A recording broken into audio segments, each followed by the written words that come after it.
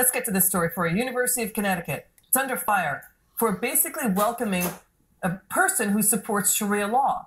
She's also anti-Israel.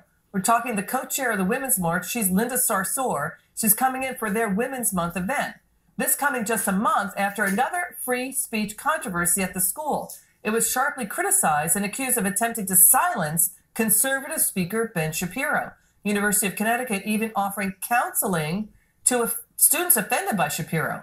Let's get to the undergraduate tuition rate for 1 year at the university is over $12,000 for in-state, over $35,000 for out-of-state students. Joining now, campusreform.org correspondent and University of Connecticut student, Arab American Marlena Haddad, who's speaking out against Linda Sarsour's appearance. What do you make of the double standard here? Good to have you on the show. What do you make of this? Yeah, thank you for having me. So first off, I'm a first-generation Arab American, so this took me by surprise. I was completely appalled and just overall disappointed with my university. Linda Sarsour is a very strong supporter of Sharia law, and what Sharia law believes is that women should be beaten and that women should be married off at a very young age. And the ironic part of all of this is that it's being sponsored by our Women's Department for a Women's History Month event. And to me, that's just a complete contradiction. Have you spoken to the University of Connecticut and expressed your views? Have other women said, you know what, this is the wrong person to have for a women's event because she's so anti-women if she's supporting Sharia law?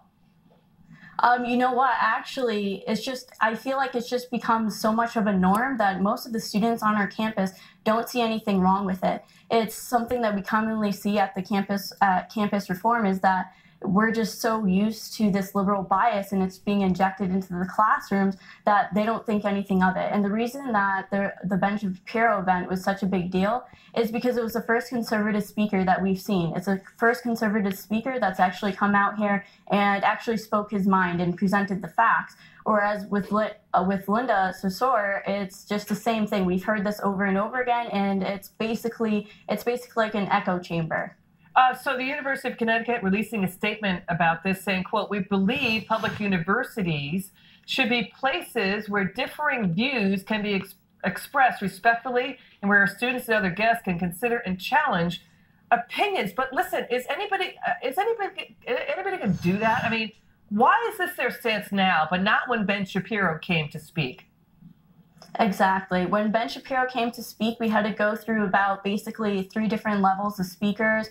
And Ben Shapiro didn't even say anything offensive. Linda Sarsour has taken it to Twitter, saying to other fellow female activists, saying, you don't deserve to be a woman, you deserve to be beaten. And she's also supported an illegal immigrant who was involved with a supermarket bombing in Israel in 1969 that killed 2 people. Yeah, and that person was involved with the Women's March too. I mean, here's the thing. Yes, I gotta hand it to you because what you're doing is brave. I mean, it's really hard to stand up in this environment. Ben Shapiro is pro-Israel, and here's Linda Sarsour calling for jihad against President Trump. Watch. Exactly.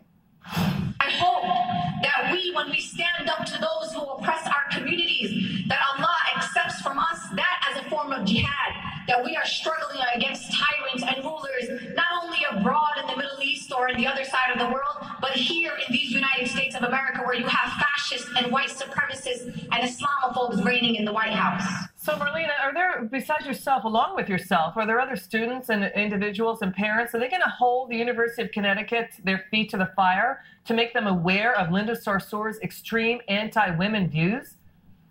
I mean, definitely. I mean, if we were to look at the college Republicans, we've all been looking at this event, and we're definitely going to try to hold the university accountable because the chief diversity officer, which first of all, I didn't even know we had a diversity officer, sent out an email to students saying that if just basically giving us a heads up that Ben Shapiro is going to be there and he has a lot of views that are harmful and that mental health services will be readily available. Yeah. But we're not seeing any of that for Linda's event. It's wild because this isn't diversity. This is intolerance against women. And you know what, Marlena, to your point, the Women's March has not only supported controversial and anti-women people like Linda Sarsour, but also convicted felon Donna Hilton, who helped and aided and was convicted of kidnapping a man and torturing him to death.